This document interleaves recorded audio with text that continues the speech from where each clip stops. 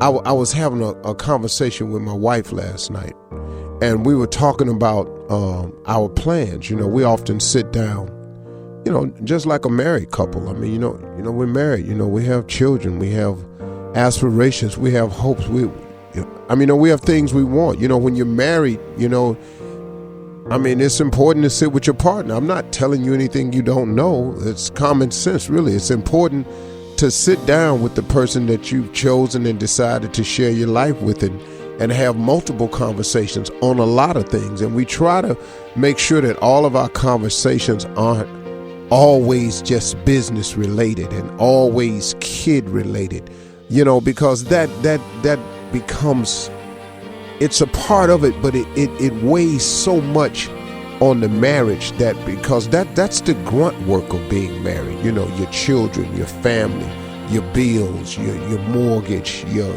car notes, the what's due, what's coming up.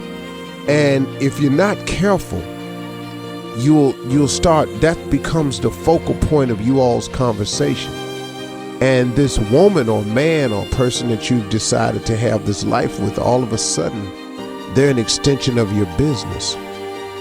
And you guys become business partners or whatever. And it just gets so, anyway, I'm just saying that it's important to sit down and have these conversations. But it's even more important to have the other conversations. It's important with the person that you're planning on making the run with, to sit down and talk about other things, on a more upbeat note. We were having a conversation and she was reminding me of what she loved about me. And then I, in turn, was turning around telling her the things that I admired about her and loved about her.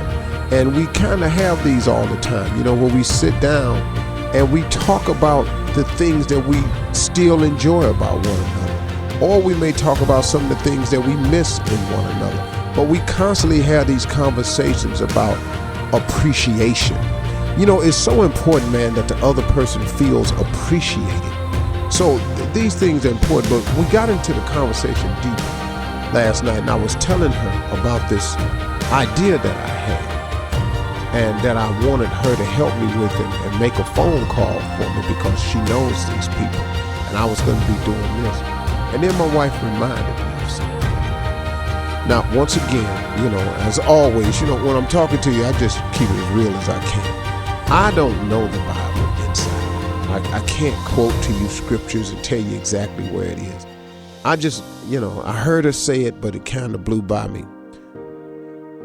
I was telling her about something I wanted to make happen, and she reminded me that there's a scripture somewhere, and somebody emailed it to me today, I'm sure, where the Bible reminds us not to be anxious for anything. Don't be anxious for something.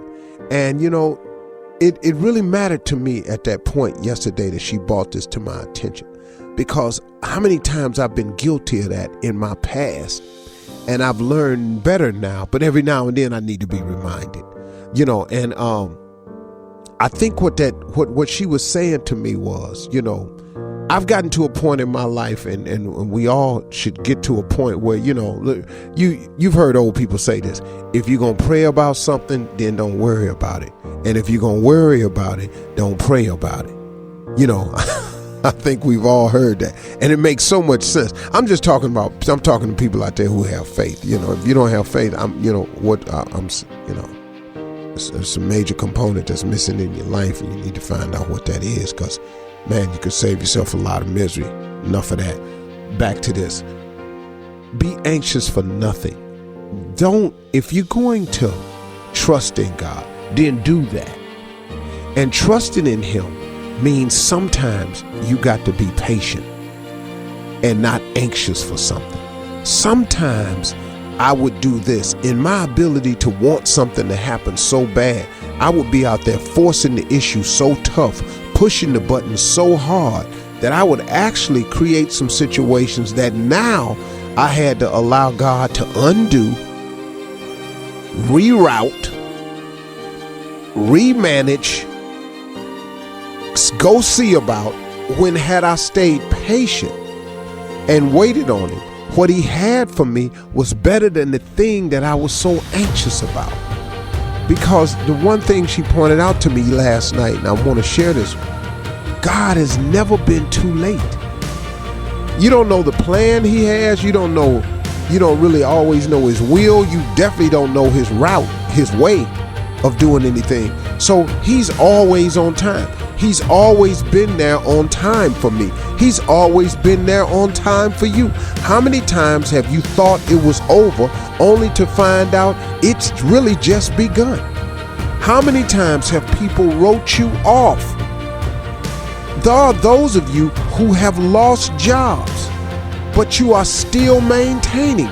But man, God has already began the turnaround process for many of us. Some of us lost jobs and now have better jobs. Some of us lost jobs and now has forced us to rekindle that dream and that vision for a business we had. And sometimes the mishap is the thing you need to make something good happen. See, a lot of times we get so comfortable in our life where we just we get complacent. We just settle in, and when this is it and this is what I'm doing. But in actuality, God has a tremendous amount of abundance for you. He has an amazing amount of things. He has all these boxes packaged up with your name on them that he's willing to ship if you would just align yourself with some of his will so you could get some of these things. How many times have you thought it was over and it didn't really go over? How many times have you thought, well, this is it, and it wasn't it at all? Well, how many times have you thought, well, it don't look like this gonna work out, and it didn't work out, but then something better came along? How many times has that happened? You've got to realize this, man. I was talking to a family who had got displaced from the Katrina thing that happened down there in New Orleans. And man, when they said, yeah, we got displaced from Katrina, and I braced myself because, oh, woe is me. Here comes this story. I got to hear this and I got to be encouraged and think of something. It was totally different. They totally blew me away. Man, the brother said, man, it's actually the best thing that ever happened to my family. And I went, whoa. And he said, yeah, man. He said, because what happened was, he said, I got settled in. He said, plus I was doing some things outside of my marriage down there. He said, I was doing some stuff in the streets I ain't need to be doing. He said, man, it all got washed away. We thought our life would never be the same. But he said, man, my life ain't need to be the same. He said, man, now we live up here in Texas. We got a house. Don't know nobody. He said, I ain't got nobody I know to get into trouble with. He said, man, I done rediscovered my wife, how beautiful she really is, how much my family really was counting on me. And he said, man, it straightened me up, man. He said, so I got to tell you, Steve, it was the best thing that ever happened to me. Now, that's not always the case, but it's how you look at a situation. But just don't be anxious for anything, because God got a fix for you if you just let him work. So just stay on course, stay focused. Don't lose faith. Don't be anxious, man. Just stay in the wheel. Let God work with you. He got some great stuff in store for you, okay?